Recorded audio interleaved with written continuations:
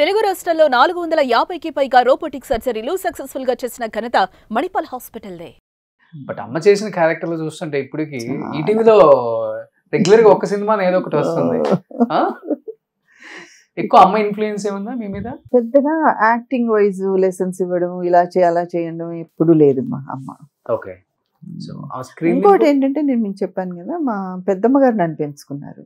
So అమ్మతోటి అప్పుడు affinity కూడా కొంచెం తక్కువ. నాకు పిన్నిలాగానే చూసేదాన్ని. అమ్మ అంటేనే మా అమ్మగారు అంటే ఎక్కువ ఇది అనమాట నాకు. ఓకే. సో అది కూడా మీరు కొంచెం ఆ దూరం ఉందేమో అప్పుడు. ఓకే. అంటే చిన్నప్పుడే తీసేసుకున్నారు? పుట్టగానే తీసేసుకున్నారు. అవునా? సో అమ్మతో అటాచ్మెంట్ తక్కువే అని చెప్తాను. తక్కువే యాక్చువల్లీ. నాకు ఒక పిన్నిలాగే అటాచ్మెంట్ అమ్మతోటి. అమ్మ కంటే ఎక్కువ పిన్ని లాంటి అటాచ్మెంటే. పిన్ని అనే పిలుస్తారా? పిన్నినే పిలుస్తాను నేను అమ్మని. అమ్మని. ఓకే. అమ్మ ఫుల్ నేమ్ ఏంటండి అసలుకి? ఆదవాని లక్ష్మీదేవి. ఆదవాని. ఆదవాని అంటే ఆదోని అనే ఊరు. ఓకే. అది కన్నడలో ఆదవాని అంటారు దాన్ని. సో ఆదవాని లక్ష్మీదేవి అని. తెలుగులో ఆదోని లక్ష్మి ఆదోని లక్ష్మీదేవి అని అంటారు. కానీ తెలుగులో అమ్మ కూడా తక్కువే చేయడం. అమ్మ కూడా ఎక్కువ చేయడం. కన్నడలో ఎక్కువ చేస్తాం. కన్నడలోనే ఎక్కువ చేస్తాం. చూడండి, మనం ఎక్కడ పుట్టాం, ఎక్కడ పెరిగాం, ఎక్కడ స్టార్లు అయ్యాం. అదేండి కళ అంటే అదే. ఇప్పుడు అప్పుడప్పుడు కొన్ని క్రిటిసిజమ్స్ వస్తాయి. అక్కడ వాళ్ళు ఇక్కడ చేస్తున్నారు, ఇక్కడ వాళ్ళు అంటే మేము అంటే వీఆర్ లివింగ్ ఎగ్జాంపుల్. మేము ఇవన్నీ చేసి వచ్చి క్రిటిసైజ్ చేయాలంటే నాకు మనసు ఒప్పదు. అరే మనం కూడా అలాగే చేసాం కదా, పేరు తెచ్చుకున్నాం కదా, అందుకని ఈ బౌండరీస్ అన్నవి ఉండకూడదేమో అనిపిస్తుంది. అప్పుడు ఎక్కువ ఉండేది కదా కొంచెం? లేదు అసలు అప్పుడు నార్త్ సౌత్ డివైడ్. ఓకే. ఇప్పుడు అది కూడా పోయింది కదా. మన వాళ్ళు ఇప్పుడు అందరూ మన హీరోయిన్స్ అంతా నార్త్. అసలు మన డైరెక్టర్స్ కి ఎంత వాల్యూ ఇప్పుడు. So you have to be proud. ఇప్పుడు చాలా గర్వించతగ్గ సమయంలో ఉన్నాం ఇప్పుడు మన ఇండస్ట్రీ. బట్ ఒక తెలుగు అమ్మాయి కన్నడ ఇండస్ట్రీకి వచ్చి మాకన్నా ఇలా ఎదిగిపోతుంది ఏంట్రా అనేది స్టార్ట్ అయింది కదా ఆ టైంలో. బాగా ఉండింది, కొంచెం ఉండింది. కాకపోతే నేను కొంచెం రాజ్ కుమార్ గారి ఫిల్మ్స్ కూడా చేయడం వల్ల వాళ్ళకంటే పైన ఎవరు లేరు కదా, అందుకని పెద్ద క్రిటిసిజం వచ్చేది కాదు. రెండోది ఎక్కడో ప్రజల్లో ఎక్కడో కూడా అమ్మ కూడా కన్నడ యాక్ట్రెస్ అవడం మూలాన వాళ్ళు ఈ అమ్మాయి వేరే అన్న పెద్ద థాట్ వాళ్ళకు కూడా రాలేదు. ఓకే. వాళ్ళు కూడా కన్నడ అమ్మాయి అనేసుకున్నారేమో. కన్నడ రాదు అప్పటికి మీకు కూడా? వచ్చు, కొంచెం వచ్చు, కొంచెం కొంచెం వచ్చు. అంటే అమ్మ వాళ్ళు, మా అమ్మమ్మ actually from Kannada, Ballari district. అది కూడా కొంత ఉంది నాకు. దానివల్ల చిన్నప్పుడు అమ్మ వాళ్ళు మేము అర్థం చేసుకోకూడదని సీక్రెట్స్ మాట్లాడుకునేవాళ్ళు కన్నడలో. ఓకే. రాను రాను అవి మాకు అర్థమైపోయి సీక్రెట్స్ అర్థమైపోయినాయి. సో అలా కన్నడ ఎక్కేసింది. ఇంకా కన్నడ కొంచెం చెన్నైలో ఉండడం వల్ల తమిళ్ వచ్చింది. అలా మలయాళం కొంచెం చేశాను కాబట్టి మలయాళం వచ్చింది. సో ఎక్కువ మంచి పేరు వచ్చిన సినిమాలు అంటే హీరో రాజ్ కుమార్ చెప్తారా, విష్ణువర్ధన్ గారు చెప్తారా? రాజ్ కుమార్ గారు. తర్వాత నేను హీరోయిన్ ఓరియంటెడ్ కొన్ని చేశాను, నాకు అవార్డ్స్ వచ్చిన ఫిలిమ్స్. అవన్నీ కూడా చాలా మంచి పేరు వచ్చింది. ఓకే. మంచి పేరు వచ్చాయి.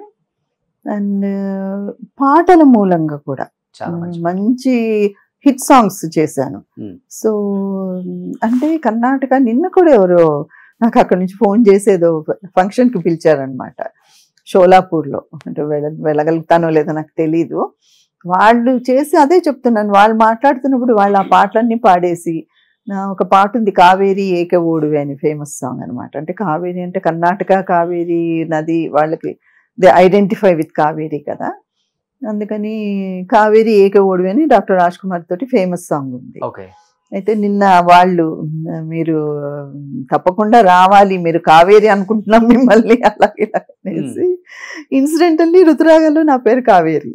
ఓకే. మీరు పాటలు కూడా చాలా అద్భుతంగా పాడతారు కదా? లేదు అసలు ఓన్లీ లిప్సింగే. చాలా ఇష్టం పాట, డాన్స్ అంటే ఇష్టం, కానీ చాలా కాన్షియస్ నేను, బాగుండదు పాడలేనని పాడను. ఓకే.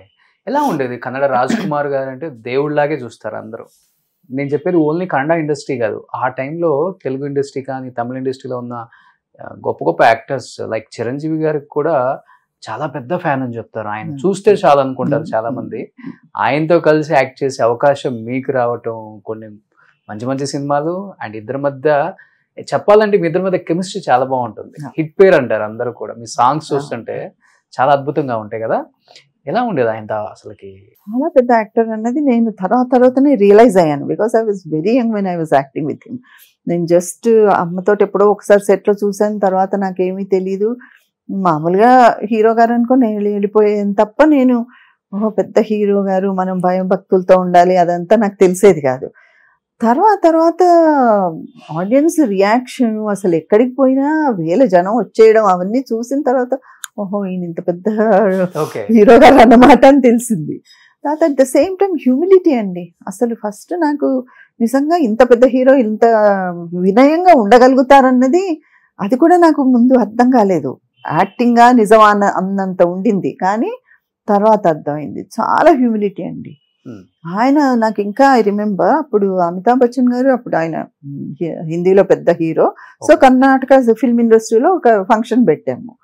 పెడితే అమితాబ్ బచ్చన్ గారు వచ్చారు. ఈయన ఆయన దగ్గర పోయి నేను ఫ్యాన్ అని చెప్పేసుకుని ఎంత ఒక ఫ్యాన్ మూమెంట్ లాగా చేశారంటే అరే నేను నిజంగా ఇలా ఇంత అంటే సింపుల్ అట్ హార్ట్ ఆయన. అది ఎక్కడో నేను అనుకోవడం it will going to the public. ఎప్పుడు చూడండి మనకి మనమైనా కూడా ఒక ఎక్కడో ఈ క్యారెక్టర్ నుంచి ఒక ట్రాన్స్పరెన్సీ ఉంటుంది, క్యారెక్టర్ అనేది కనపడుతుంది, అది ఉండేదేమో అనిపిస్తుంది నాకు. అలాగే హిందీలో సంజయ్ దత్ చూడండి, ఆయన పర్సనల్ లైఫ్ ఏదైనా కావచ్చు, ఆయనను చూస్తే మనకు ఒక ఏంటో ఒక ఇన్నోసెంట్ పర్సన్, ఒక మంచి అతను ఏదో అనిపిస్తుంది. ఆ మున్నాబాయ్ చేస్తే you will really identify with him. అలాగా ట్రాన్స్పరెన్సీ ఉంటుందేమో అనిపిస్తుంది అప్పుడప్పుడు. Same father they Puneeth Raj Kumar గారికి వచ్చిందని చెప్పుకోవచ్చా? అందరికీ వచ్చిందండి, వాళ్ళ ఫ్యామిలీలో యాక్ట్ చేశారు కదా పునీత్ గారు కూడా. చేశారు చిన్నప్పుడు పునీత్ కొడుగ్గా చేశారు, 2 ఫిల్మ్స్ కొడుగ్గా చేశారు. 9 ఫిల్మ్స్ 2 ఫిల్మ్స్. తర్వాత నేను మ్యారేజ్ చేసుకొని సెటిల్ అయిపోయాను, చేయలేదు. వాళ్ళ ఫ్యామిలీలో అందరికీ ఉందండి, ఎందుకంటే మేబీ బికాస్ ఆఫ్ వాళ్ళ నాన్నగారు. అదొక్కటే కాదు, రాజ్ కుమార్ గారి వల్ల మొత్తం ఇండస్ట్రీలో కూడా ఎవరు ఇలా అని చెప్పడానికి లేదు. ఒక్కరో ఇద్దరు ఉన్నారు, I don't want to name them. మిగతా ఎవరు, ఎందుకంటే అండి బ్రేక్ అవగానే ఇలా ఒక హాల్లో ఇలా కింద కూర్చొని భోజనాలు, రాజ్ కుమార్ గారు ముందు కూర్చొనేసేవారు కింద. No dining table, no rooms లో వెళ్ళి భోజనాలు, క్యారియర్స్ లేవు. ఆయన కూర్చోగానే చచ్చంటే అందరు కూర్చోవాలి కదా, అందరికి కూర్చునేవాళ్ళం. లైట్ వాయిస్ తో సహా ఎక్కడ చేస్తామో అక్కడ ఏ పెద్ద హాల్ ఉంటే ఆ హాల్లో భోజనాలు. ఆయనకి ఏం వడ్డిస్తారో అందరికి అదే వడ్డిస్తారు. ఈ సెట్ లోంచి ఇంకో సెట్ పోయాక ఇంకొక హీరో వేరే రకంగా చేయలేడు కదా, ఆయన కింద కూర్చోవాల్సిందే. అలా ఉండేది. ఎప్పుడు వెళ్ళా ఏ హీరోయిన్ చెప్పటం ఇట్లా హీరో కింద కూర్చొని చాలా అరుదుగా ఉంటుంది. భోజన ప్రియుడు ఆయన, చక్కగా పొద్దున్నే యోగాలన్నీ కసరత్తులు చేసేసి టైం సరిగ్గా 9 o'clock అంటే 9 o'clock దీంట్లో సెట్ లో ఉండేవారు. మధ్యాహ్నం కరెక్ట్ గా ఆ భోజనం అందరం కూర్చొని అలా భోజనం చేసేవాళ్ళం. ఇంత మంచి వ్యక్తిని నక్సల్స్ ఎందుకు, మావోయిస్టులు ఆయన్ని కిడ్నాప్ చేసి ఆ టైంలో వీరప్పన్ అంటే ఐ థింక్ ఏదో పొలిటికల్ రీజన్స్ ఉన్నాయండి దాని వెనకాల, అది మనకి తెలియదు. కానీ తర్వాత చూసి చాలా బాధపడ్డాం. తర్వాత ఆయన వచ్చాక కలిసాము అమ్మ నేను. ఆయన చెప్పడం ఏంటంటే వీరప్పని చాలా బాగా చూసుకున్నారంట రాజ్ కుమార్ గారిని. He respected him so much. ఏదైనా నొప్పులు అంటే ఆయుర్వేద మందులు ఇవ్వడము, కూర్చోవడము, అంత రెస్పెక్ట్ ఇచ్చాడట. అది ఇట్ వాజ్ ఎ న్యూస్. ఆయన చెప్పిన అంటే మేమందరం బాధపడిపోతే ఆయన ఒకటే అన్నాడు, నేను అవును ఉంటది కదా ఎవరో కిడ్నాప్ చేసుకెళ్ళిపోతే ఫ్యామిలీ నుంచి దూరంగా, అది బాధ ఉండింది, కానీ చాలా బాగా చూసుకున్నాడు నన్ను అని చెప్పారు. సూపర్. అసలుకి సినిమా కథలాగా లేదా? కథలాగే ఉంది. దాదాపు ఆయన ఎన్ని రోజులు ఉంచారు కదా అసలుకి? 18 days. సో ఆయన చెప్పే విధానం చూడండి, చాలా అద్భుతంగా చూసుకున్నాడని. సో లాస్ట్ ఎప్పుడు కలిసారండి పునీత్ రాజ్ కుమార్ గారిని? రాజ్ కుమార్ గారి అన్న అంటాం అందరం. ఆయన బుక్ ఒకటి రిలీజ్ అయింది. ఆ రిలీజ్ కి నేను అంటే నన్ను పిలిచారు. నేనన్నా నాకంటే అమ్మ కరెక్ట్ పిలవడం, అమ్మ ఆయనతో అక్క, మదరు, హీరోయిన్, సిస్టర్ అన్ని యాక్ట్ చేశారు. సో అంటే అయ్యో అమ్మ వస్తారా, అంతకంటే కావాల్సింది తీసుకురండి అంటే వెళ్ళాం. అప్పుడు వచ్చారు పునీత్ రాజ్ కుమార్, శివరాజ్. అమ్మని చూస్తే కాళ్ళకి దండం పెట్టడాలి వాళ్ళు, అంత మంచి పిల్లలండి. హ్యూమిలిటీ అంటే ఆ ఫ్యామిలీలో ఆయన నుంచి అలా వచ్చింది.